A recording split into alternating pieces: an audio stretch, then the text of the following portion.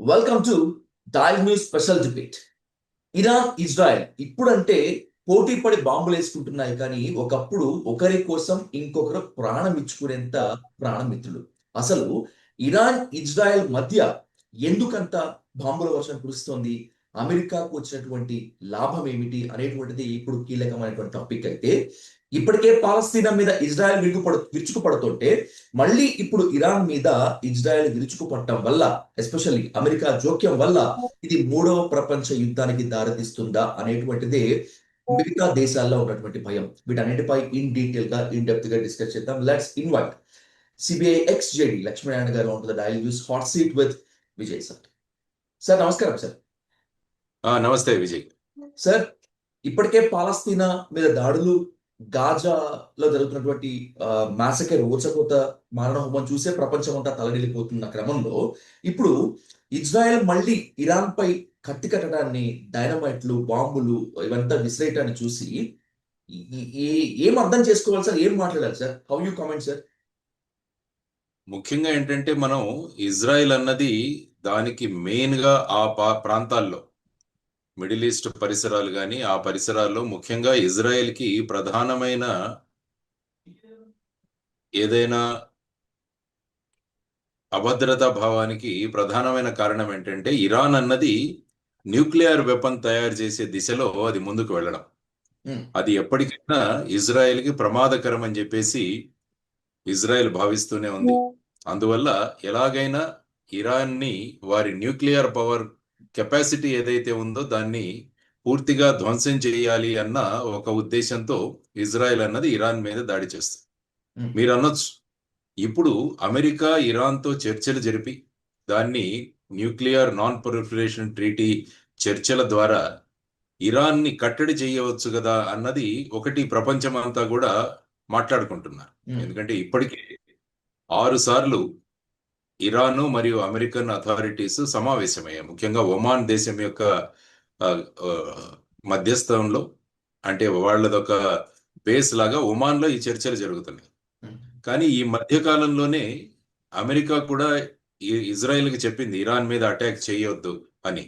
అయినా కూడా ఇజ్రాయెల్ అన్నది వెళ్ళి ఇరాన్ మీద దాడులు చేయడం, ఇరాన్ ముఖ్యంగా వాళ్ళు న్యూక్లియర్ ఫెసిలిటీస్ ఎక్కడైతే ఉన్నాయో వాటి మీద టార్గెట్స్ చేయడం, ఇవన్నీ కూడా చూస్తుంటే ఇది ఎక్కడి వరకు వెళుతుంది అన్నది ఒక ప్రమాదపు అంచు మీద ఉందా ప్రభుత్వం, లేకుంటే మూడవ ప్రపంచ యుద్ధం వచ్చే ప్రమాదం ఉందా అన్న చర్చలు కూడా జరుగుతున్నాయి ముఖ్యంగా. ఎందుకంటే అమెరికా 2 వారాల తర్వాత మేము నిర్ణయిస్తామని అన్నారు.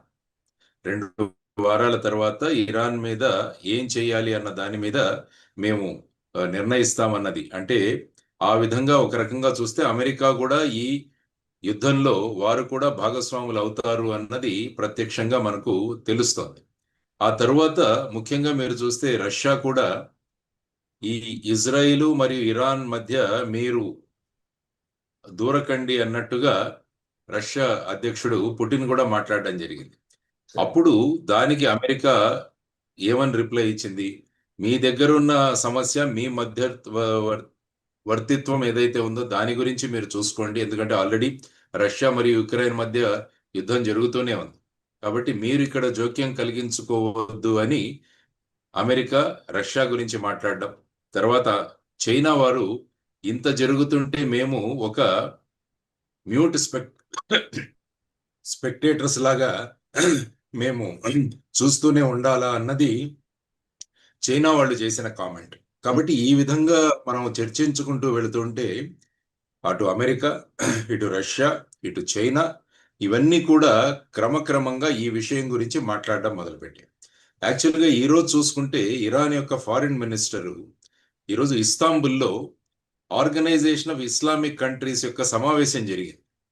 అంటే ఇది క్రమక్రమంగా ముస్లిం వర్సెస్ క్రిస్టియన్ ఈ టైప్ ఆఫ్ ఒక యుద్ధంలాగా కూడా వెళ్లే ప్రయత్నాలు అక్కడ జరుగుతున్నాయని తెలుస్తుంది. ఎందుకంటే ముస్లిం కంట్రీస్ ఏవైతే ఉన్నాయో, ఇస్లామిక్ కంట్రీస్ ఏవైతే ఉన్నాయో వాటన్నిటిని కూడా ఒక తాటి మీద తీసుకురావడానికి ప్రయత్నాలు. ఆల్రెడీ టర్కీ చెప్పింది ఏ విధంగా ఈ యుద్ధం ఏదైతే జరుగుతుందో ఇజ్రాయెల్ మరియు ఇరాన్ మధ్య, ఇరాన్ పైన ఆ విధంగా ఇజ్రాయెల్ ప్రవర్తించడం అన్నది తప్పు అన్నది వారు మాట్లాడడం జరుగుతుంది.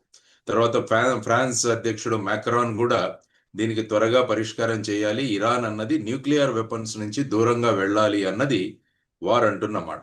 కాబట్టి ఈ విధంగా చూస్తే రష్యా యుక్రెయిన్ యుద్ధం కన్నా కూడా ఈ యుద్ధంలో అనేక దేశాలు వాళ్ళు ముందుకు వెళుతున్నారు. కాబట్టి రాబోయే కాలంలో ఈ పరిణామాలు ఎలాగా ఉంటాయా అన్నది మనమంతా ఆలోచించాలి. అనేక దేశాల యొక్క పౌరుల్ని కూడా వారు ఆ దేశ ఇరాన్ నుంచి తీసుకుని వచ్చేస్తున్నారు. ఫర్ ఎగ్జాంపుల్ భారతదేశం తీసుకున్నా కూడా సుమారుగా ఆపరేషన్ సింధు అన్న పేరుతో భారతీయులందరినీ కూడా అక్కడ విమానాల నుంచి భారతదేశానికి తిరిగి వచ్చే ప్రయత్నాలు. ఆల్మోస్ట్ ఐ థింక్ 350 మంది భారతదేశానికి తిరిగి వచ్చినట్టు.